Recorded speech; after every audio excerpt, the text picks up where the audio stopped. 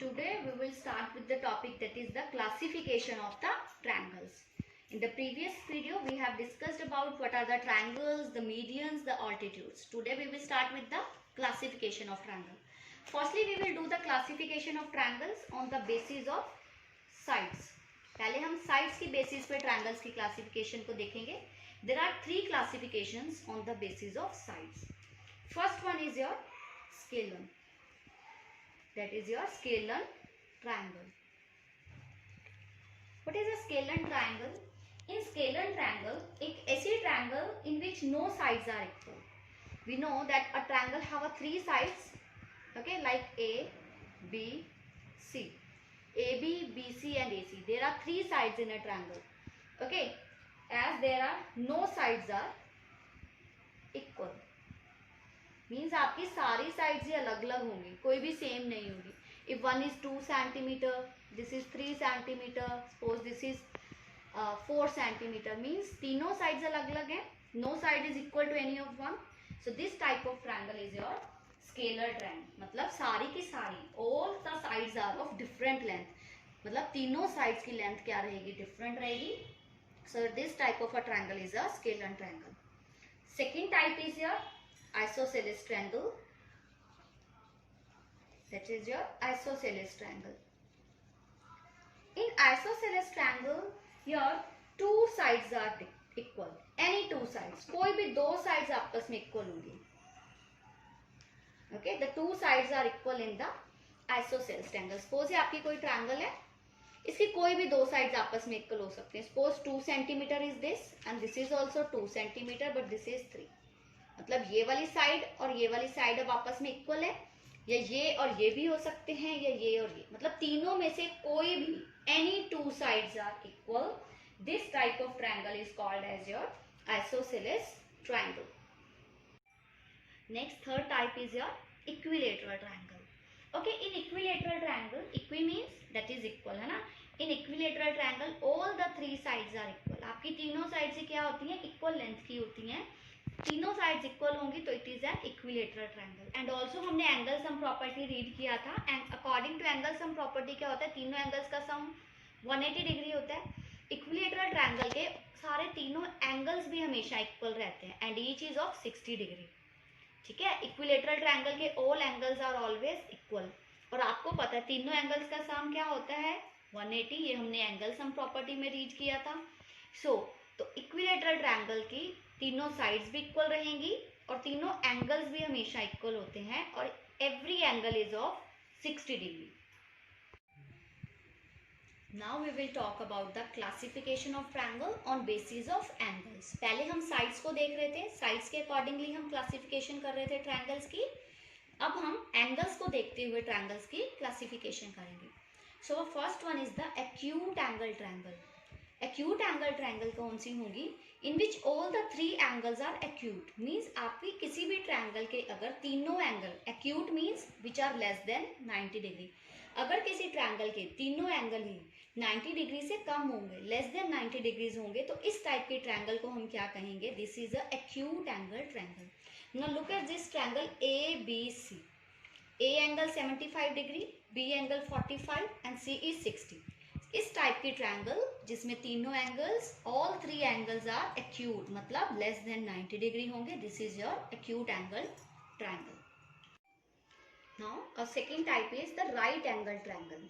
In right angle triangle one of the three angles is a right angle. Means आपके one of the three means तीनों में से कोई भी एक एंगल आपका राइट एंगल होगा. Right angle means it is of a 90 degree. जैसे इस ट्रायंगल में angle C is a 90 degree. ठीक है, आपका अगर तीन एंगल्स में एक एंगल कोई भी 90 डिग्री का है, so it is a right angle triangle. Here this is also a right angle triangle. यहाँ पे आपका जो एंगल B पे बन रहा है, it is of 90, so it is also a right angle triangle. Similarly इस ट्रायंगल में आपका A एंगल 90 डिग्री है, so it is also a right angle triangle. Any of the three, कोई भी एक एंगल 90 डिग्री है, so it is a right angle triangle. Next is obtuse angle triangle. What is an obtuse angle triangle?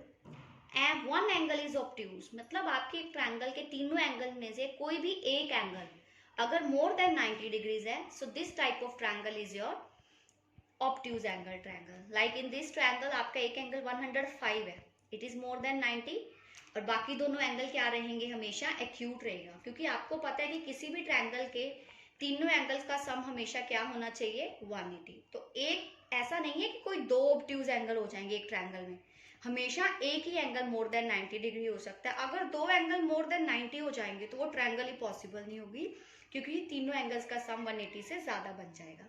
सो कोई भी एक angle, if one angle is obtuse more than 90, तो इस type की ट्रायंगल को हम बोलेंगे obtuse angle triangle. Similarly 120 degree, 30 and 30, मतलब एक एंगल 90 से ज्यादा है, बाकी दोनों एंगल एक्यूट होंगे. This type of triangle is your obtuse angle triangle. Now let's come to the next topic, that is your parallel lines. हमारी parallel lines कौन सी होती हैं? ऐसी lines जिनको हम जब प्रोड्यूस करें, suppose here it is a line, एक लाइन ये है, मतलब जब हम इनको प्रोड्यूस करें, मीन्स हम अगर इनको और आगे मैं एक्सटेंड करती हूँ, इस लाइन को इसे भी एक्सटेंड करती हूँ, बट ये कहीं पर भी एक दूसरे से मीट नहीं कर रही, they will not intersect each other. ठीक है, जो कहीं पर भी नहीं मिलेगी.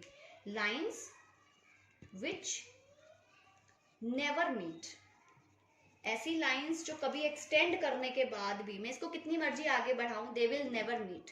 इस टाइप की लाइंस को हम हमेशा क्या बोलते हैं, पैरेलल लाइंस बोलते हैं.